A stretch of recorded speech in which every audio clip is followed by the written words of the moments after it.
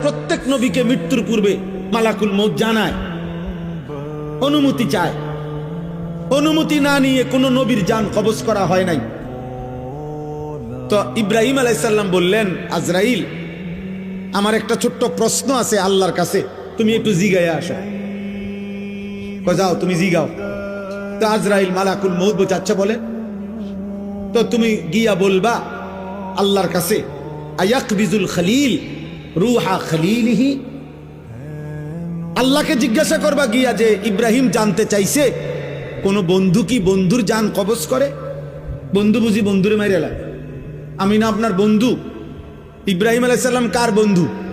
কথা বলে না, আল্লাহর বন্ধু কিনা? তো ইব্রাহিম আলাইহিস সালাম বলতেছে, যাও গিয়া জিগাও কি বন্ধু এটা? বন্ধু বন্ধুরে মারতে কয়? বন্ধু বুঝি বন্ধুর জান কবজ করে? সুবহানাল্লাহ। আল্লাহ তাআলা তখন বললেন, জিব্রাইল, আরে আজরাইল, মালাকুল মউত, তাহলে এক কাজ করো, তোমারে আমি আরেকটা প্রশ্ন করতেছি ইব্রাহিমকে বলার জন্য, তুমি হেইটা গিয়া কও, যাও আবার যাও। তো মালাকুল মউত এসে এবার ইব্রাহিম আলাইহিস সালামকে বললেন, আপনার কথার জবাবে আল্লাহ তাআলা একটা প্রশ্ন করছেন, আপনি হেইটার উত্তর দেন। তো বলছে কি? তো আল্লাহ তাআলা জানতে চাইছেন, আয়াকরাহুল খলিল লিকা খলিলিহি, বন্ধু কি তাহলে বন্ধুর মুলাকাত সাক্ষাৎ চায় না?